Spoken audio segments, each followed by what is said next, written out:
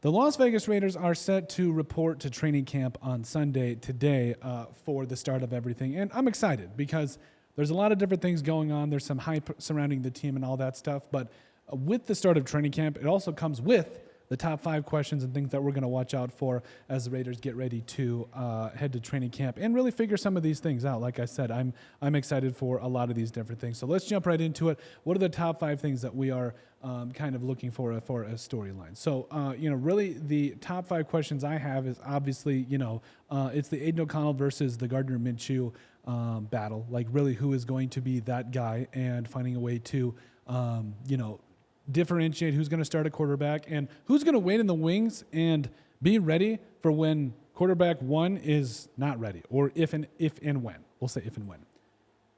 That's number 1.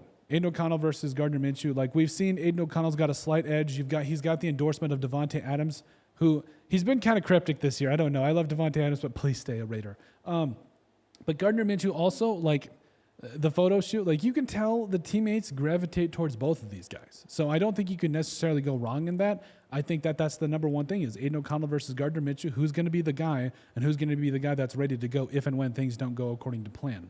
Number 2, it's the secondary watch. Yes. So obviously the Raiders, they've got some pretty good. I mean, Jack Jones on the left side, like you're not really worried about him. Like he's going to go out, he's going to do his thing. But after that, like what the heck else is going on in this secondary? Because you've got 2 really good safeties. Like I've dogged on him for the last couple of years, but Trayvon Moehrig absolutely balled out last year, and I'm glad that he did it because he was making me look bad. All right, TCU standout, and I put the hat on the table for him. He wasn't looking good, but now he's looking good. He's taking care of business, and he's looking good. So you got Jack Jones, you got Trayvon Moehrig. After that, it's kind of a question mark because you have the interior corner or the nickel corner in Nate Hobbs, who looks great at times, and then you put him on the outside and all hell breaks loose. So essentially, you've got 2 studs. You've got Nate Hobbs, who, 50% chance he's going to be good, and we really don't know, even though he's a really good player. And then you've got Marcus Epps, the former Eagle, former Viking, former everything, right? So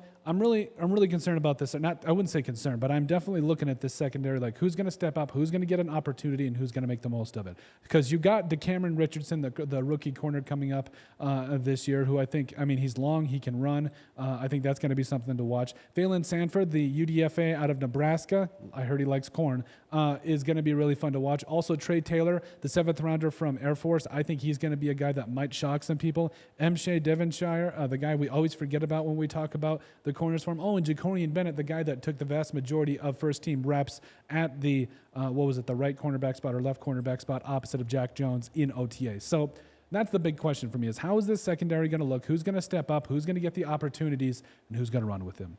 Number 3 is the Brock Bowers versus Michael Mayer usage. Obviously, Brock Bowers and Michael Mayer, they're 2 very different players. Like Brock Bowers, like the fact that he dropped down to the Raiders, it really did baffle me. But the fact that happened might be a blessing because now you've got a 2 tight end set that could be very dangerous. You've got Aiden O'Connell, yet another weapon on that side of the football. So there's less pressure on Davante Adams. There's less pressure on Jakobi Meyers. Thank you, Patriots, for that. Oh, and then also you've got an improved running game and offensive line. I'm excited for all of this. There's weapons everywhere. There's good offensive line play. And there's a quarterback that just don't mess it up. That's literally what it comes down to. And again, at the forefront of that is Brock Bowers and Michael Mayer. Who is going to get used more? Who is going to earn that paycheck as they move forward? Number 4 is the O-line cohesion. So we've talked about it a lot across the board. The offensive line for the Raiders is going to be much improved. You do have guys, like Jackson Powers-Johnson that are going to come in, start immediately, do some different things for you. And, Colton Miller and Dylan Parham and Andre James, those guys are, their stalwarts are going to stay. At right tackle is kind of a question mark. Like, how is this whole thing going to come together with Dalton Wagner or Thayer Munford that's competing for that right tackle spot? And so I think, even the 3rd round pick they got out of Maryland, I think is going to be really interesting to see because, that adds another name to the mix where, we really don't know who is going to get an opportunity to start here. Maybe even DJ Glaze comes out and does his thing. That's going to be something to watch. So the O-line cohesion is definitely something that I'm going to be watching for. And then finally, finally, it's the D-line dominance. How good can this defensive line really be? Max Crosby, a guy that's constantly underrated and underloved. We love him. Also, Christian Wilkins, double-digit sacks for him this year, I'm predicting in his first year with the Raiders. John Jenkins, the man in the middle that takes care of business. Oh, and Tyree Wilson, the former 7th overall pick in the 2023 NFL Draft. And Malcolm Kuntz out there, who is playing for a second contract with the Raiders. Can you name me any better type of motivation you would need? I can't. So I think that he's going to go out there and absolutely ball out. But overall, it does, there's some things in there, like how are some of these backup guys going to play?